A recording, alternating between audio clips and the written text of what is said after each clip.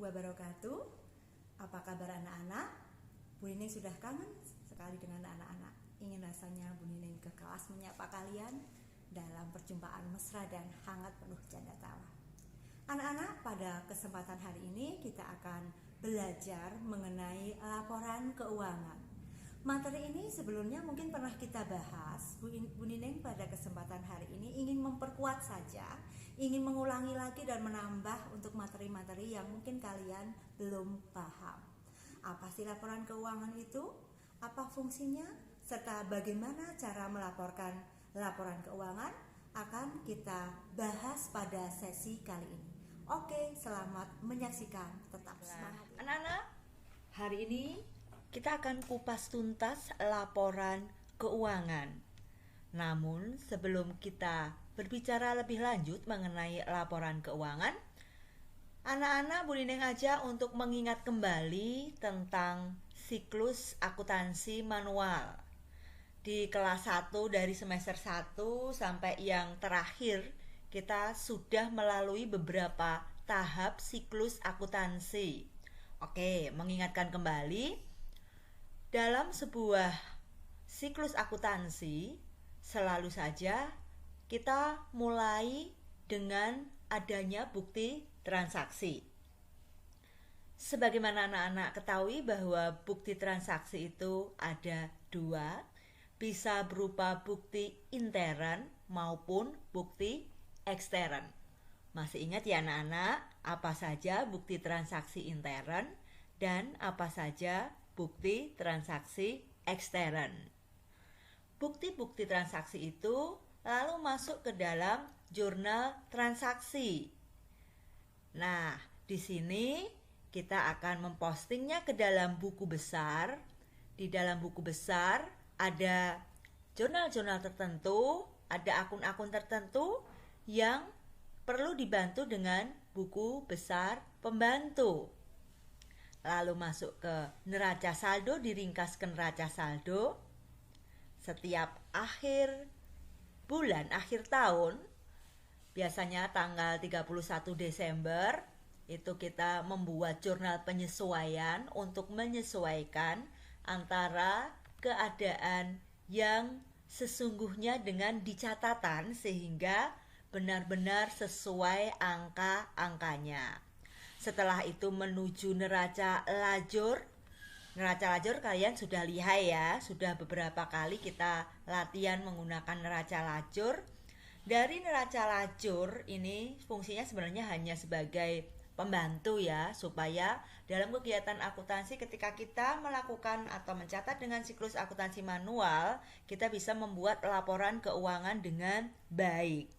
Nah, setelah membuat laporan keuangan, jangan lupa ditutup jurnalnya sehingga nanti bila ada metode-metode tertentu, metode apa masih ingat ya, diperlukan jurnal pembalik sehingga di awal kita sudah siap lagi dengan neraca saldo awal periode dengan kebijakan yang konsisten. Kalau awalnya menggunakan pendekatan harta, maka di siklus selanjutnya juga harus menggunakan pendekatan harta, demikian pula jika menggunakan pendekatan beban. Oke, itu hanya sebuah kita hanya feedback aja.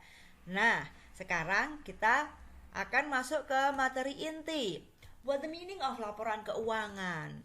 Laporan keuangan pada dasarnya merupakan sebuah uraian mengenai informasi yang dicapai oleh perusahaan dan hasil akhir dari proses pencatatan transaksi keuangan suatu perusahaan menunjukkan kondisi keuangan perusahaan tersebut pada satu periode akuntansi. Nah, dari sini yang perlu anak-anak garis bawahi adalah laporan keuangan berarti ini adalah informasi. Informasi mengenai apa?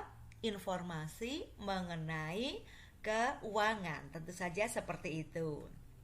Nah, berbicara tentang informasi mengenai keuangan, bahwa laporan keuangan itu dipersiapkan atau dibuat dengan maksud untuk memberikan gambaran atau laporan kemajuan atau istilahnya progress report secara periodik yang dilakukan pihak manajemen yang bersangkutan. Jadi dalam hal ini, laporan keuangan itu bersifat historis, catatan begitu ya, serta menyeluruh, dan sebagai suatu progress report laporan keuangan ini terdiri dari data-data, dia adalah gabungan, dia adalah kombinasi antara apa atau fakta-fakta keuangan yang telah dicatat recorded fact. Dia juga kombinasi antara prinsip-prinsip dan kebiasaan-kebiasaan di dalam akuntansi. Ada juga bercampur dengan pendapat pribadi karena sifatnya adalah kebijakan-kebijakan perusahaan. Tiga ini saling berkolaborasi, tiga ini saling berkombinasi. Anak-anak, untuk dapat dikatakan, untuk dapat menjadi laporan keuangan yang baik, bermanfaat, sesuai dengan standar, maka laporan keuangan harus memiliki beberapa sifat di antaranya. Yang pertama, laporan keuangan ini harus relevan. Relevan ini berarti sesuai dengan tujuan perusahaan, sesuai dengan standar keuangan yang berlaku secara umum. Yang kedua adalah laporan keuangan harus jelas dan dapat dimengerti. Karena sifatnya adalah memberikan informasi, memberikan gambaran mengenai kondisi keuangan perusahaan, maka menjadi wajib hukumnya bahwa laporan keuangan itu harus dapat dimengerti oleh pihak-pihak yang membutuhkan. Selanjutnya, laporan keuangan itu harus dapat diuji kebenarannya. Jadi kalau anak-anak tahu bahwa di perusahaan-perusahaan besar itu sering diaudit, itu untuk membuktikan apakah laporan keuangan itu benar atau tidak. Kalau tidak, kenapa terjadi penyimpangan, itu adalah tugas dari auditor. Netral. Laporan keuangan ini adalah suatu laporan yang netral dan tidak memihak. Tidak memihak salah satu pihak. Tepat waktu. Biasanya setiap perusahaan itu terdapat periode-periode tertentu. Biasanya 1 Januari sampai 31 Desember. Namun juga bisa berbeda tergantung dari kebijakan perusahaan. Dapat diperbandingkan, laporan keuangan ini dapat diperbandingkan dari waktu ke waktu. Tahun 2018 seperti apa, 2019 seperti apa, 2020 seperti apa, karena dia bersifat dapat diperbandingkan dan kontinu. Yang terakhir, laporan keuangan itu harus lengkap menyeluruh sehingga informasi yang dibutuhkan oleh pihak-pihak pemakai bisa kita dapatkan dari sebuah laporan keuangan. Berdasarkan dari penjelasan Bu Nining, berarti kita dapat mengetahui bahwa tujuan laporan keuangan, yang pertama ya, laporan keuangan ini kan menyediakan informasi keuangan untuk membantu para penyedia dana. Anak-anak kan tahu ya, di dalam perusahaan biasanya ada kreditor, ada investor, ada juga pemilik modal. Laporan keuangan harus menyediakan informasi yang bermanfaat bagi para penyedia. Untuk itu, setiap nilai dari laporan keuangan, setiap angka itu menjadi sangat penting bagi pengguna laporan keuangan. Berikutnya, pelaporan keuangan harus menyediakan informasi tentang sumber daya kewajiban, termasuk di sini bagaimana kemampuan perusahaan dalam membayar hutang-hutang perusahaan kepada pihak ketiga, baik hutang atau kewajiban dalam jangka pendek maupun dalam jangka panjang. Oke, bisa dimengerti ya anak-anak? Bu Ninang lanjutkan. Berkaitan dengan pihak-pihak yang menggunakan laporan keuangan, tadi di depan sudah sedikit Bu Nineng singgung bahwa sebenarnya kalau secara inti itu ada dua pihak, yaitu pihak internal dan pihak eksternal. Untuk yang nomor 1 ini, manajemen itu termasuk pihak internal atau pihak yang berasal dari dalam perusahaan. Untuk apa? Dia jelas memberikan laporan dan kinerja perusahaan. Sedangkan pihak pengguna dari luar itu ada pemegang saham, ada kreditor, ada pemerintah. Karyawan di sini masuknya intern ya anak-anak ya. Pemerintah kaitannya dengan pajak ya, masih ingat ya. Kreditor, pemegang saham untuk mengetahui kemampuan perusahaan dalam membayar utangnya untuk kreditor, kalau pemegang saham dalam memberikan keuntungan. Oke, saya lanjutkan lebih dalam lagi. Di sini ke 5 jenis laporan keuangan. Ada laporan arus kas, ada laporan laba rugi, ada neraca, ada laporan perubahan modal, ada laporan catatan atas laporan keuangan. Di sini ada sedikit salah tulis ya. Yang kelima ini harusnya adalah catatan atas laporan keuangan. Kita sekarang bahas step by step, satu demi satu. Oke, kita mulai dulu ya ke laporan laba rugi. Laporan laba rugi merupakan laporan keuangan yang memberikan rincian pendapatan yang didapat dan beban yang terjadi selama satu periode akuntansi pada suatu perusahaan, atau mengetahui perusahaan mengalami keuntungan atau kerugian pada periode tersebut. Jadi jelas, ketika kita sebagai investor ingin tahu perusahaan itu untung atau laba, berarti kita bisa melihat dari sebuah laporan laba rugi. Oke anak-anak, ini adalah contoh laporan laba rugi ya. Ini masih sederhana. Di sini ada pendapatan intinya berapa, ini untuk jasa sesuai dengan pelajaran kalian ya. Seluruh pendapatan kita masukkan di sini, totalnya berapa dikurangi dengan beban-beban selama satu periode sehingga didapat laba. Ini laba sebelum pajak. Kalau ada pajaknya nanti pajaknya berapa, laba setelah pajak. Jadi ada 3 komponen penting, yaitu pendapatan, biaya, dan laba. Nah, kalau yang ini adalah contoh laporan keuangan yang perusahaan dagang ya. Di sini ada pendapatan, ada HPP. Nanti di kelas 2 kita akan ulas lebih lanjut untuk HPP-nya. Dikurangi biaya, ini banyak sekali, dari biaya gaji sampai dengan biaya tak terduga. Ini adalah laba sebelum pajak. Seperti itu anak-anak. Jelas ya? Next, kita lanjutkan ke laporan perubahan modal.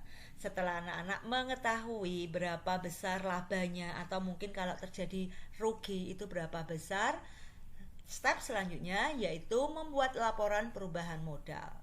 Laporan perubahan modal pada dasarnya merupakan laporan keuangan yang memberikan informasi mengenai perubahan modal pada suatu perusahaan yang terjadi selama satu periode akuntansi, di mana fungsinya yaitu untuk mengetahui modal perusahaan bertambah atau berkurang.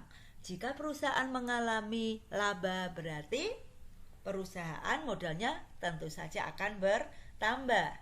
Jika mengurangi rugi, berarti perusahaan modalnya akan berkurang.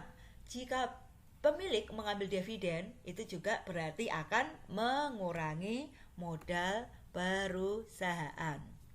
Ininya begini nih anak-anak. Kita catat dulu tentu saja untuk nama laporannya, ini nama perusahaannya untuk periode yang berakhir kapan. Ini ada modal awalnya. Jika ada tambahan laba seperti apa jumlahnya ditulis di sini, atau mungkin juga setoran modal dari yang lain.